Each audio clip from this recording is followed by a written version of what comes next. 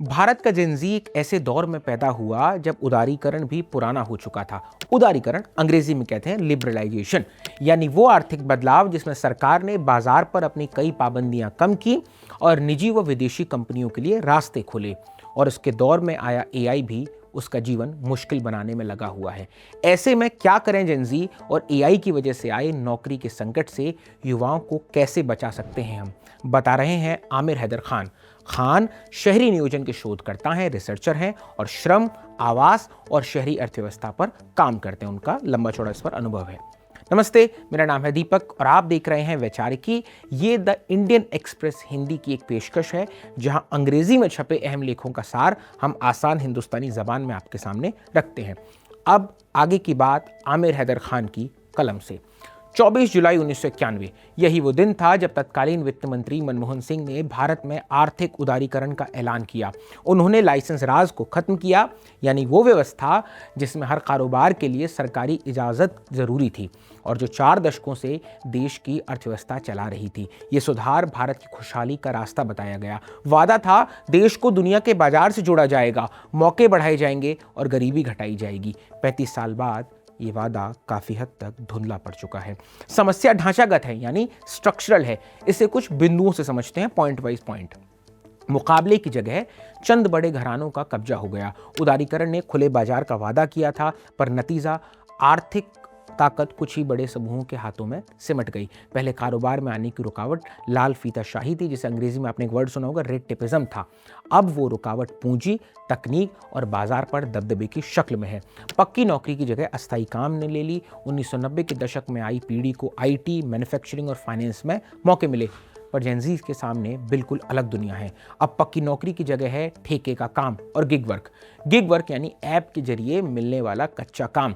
Delivery worker, cab driver, warehouse के कर्मचारी, ये सब जोखिम उठाते हैं, जबकि कंपनियां मालिक होने की जिम्मेदारी से बच निकलती हैं। एआई अब इन कच्ची नौकरियों को भी निगल रहा है। एआई यानी आर्टिफिशियल इंटेलिजेंस, इंसान की तरह सोचने और काम करने वाली मशीनी तकनीक।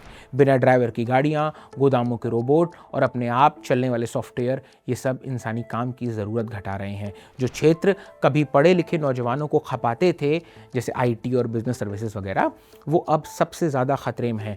कमाई की गैर बराबरी गहरी होती गई और एक छोटा सा कॉरपोरेट तबका बेहिसाब दौलत का मालिक है, जबकि बड़ा मध्यम वर्ग जो मिडिल क्लास है वो रुकी हुई तनख्वाहों, महंगी होती पढ़ाई और घटती सुरक्षा से जुड़ा रहा है। आज डिग्री भी पक्की नौकरी गारंटी नहीं लेती। आपका हर कदम अब बिकने वाला डेटा है। आपकी हर खोज, हर खरीद, हर लोकेशन सब जमा की जाती है, बेची जाती है और आपकी पसंद को अपने हिसाब से मोड़ने में इस्तेमाल होती है। यहाँ एक बात समझना ज़रूरी है, एकाधिकार भी आखिर मजदूरों पर निर्भर करता था, यानी बाजार पर किसी एक का दबदबा। वो मजदूर संगठित हो सकते थे, मोलभाव कर सकते थे, विरोध कर सकते थे, पर एआई ये पूरा समीकरण बदल देता है। इक्वेशन फ्लिप हो गई है। वो कंपनियों को वही देता है जो पूंजी हमेशा से चाहती आई है। कैपिटलिस्टिक दुनिया का ख्वाब था ये, कम लोगों से ज़्यादा काम और ज़्यादा नियंत्रण। बुनियादी सवाल ये है, क्या पूंजीवाद अपने मुकाबले वाले रूप में भी एआई के फायदे सब में बराबरी से बांट सकता है? इक्वल डिस्ट्रीब्यूशन करने के बारे में सोच तो सकता है एटलीस्ट? अब तक के सबूत तो यही कहते हैं, नहीं। उदारीकरण ने सरकारी नियंत्रण की जगह कॉरपोरेट नियंत्रण खड़ा किया और अब एआई उस नियंत्रण को और भी मुकम्मल बनाने की तैयारी में है। इसलिए मेरा मानना, यानी आमिर का मानना है कि भारत को एक बिल्कुल अलग रास्ता चाहिए। इसके लिए 3 बड़े कदम जरूरी हैं। अब तक हमने प्रॉब्लम पर बात की, उसको आइडेंटिफाई किया। अब आमिर की कलम से इसके सॉल्यूशंस पार्ट को हम समझ लेते हैं। पहला, एआई के ढांचे को एक सार्वजनिक सुविधा माना जाए। जैसे बिजली, पानी और परिवहन जनता के लिए है, वैसे ही एआई को भी जनहित में बनाया और चलाया जाए। सेहत, शिक्षा, खेती और प्रशासन जैसे अहम कामों के लिए सिर्फ मुनाफे के लिए चलने वाली कंपनियों के भरोसे नहीं छोड़ा जा सकता। दूसरा, ऑटोमेशन का फायदा मजदूरों को मिले, सिर्फ पूंजी को नहीं।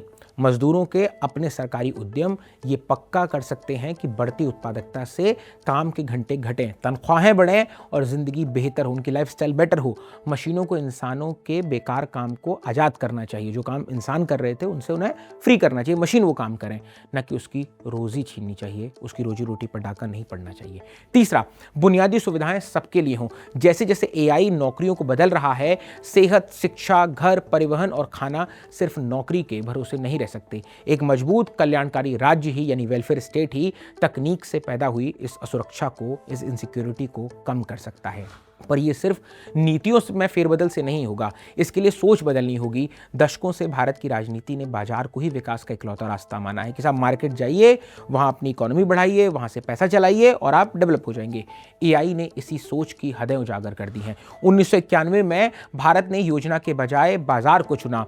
उसकी एक फैसले ने वो दुनिया गढ़ी जो जेनजी को विरासत में मिली। आज एआई वैसा ही एक ऐतिहासिक फैसला हमारे सामने रख रहा है। सत्ता के लोग कहेंगे कि कॉरपोरेट के हाथ वाला एआई तो अटल है और मजदूरों को बस खुद को ढाल लेना चाहिए, पर कोई भी तकनीक अटल नहीं होती। उसका मालिक कौन हो, वो किसके काबू में हो और उसका मकसद क्या हो, ये सब राजनीतिक फैसले होते हैं, पॉलिटिकल डिसीजंस होते हैं। इस पर आपकी क्या राय है, कमेंट बॉक्स में ज़रूर बताएं, हम आपका इंतजार करेंगे।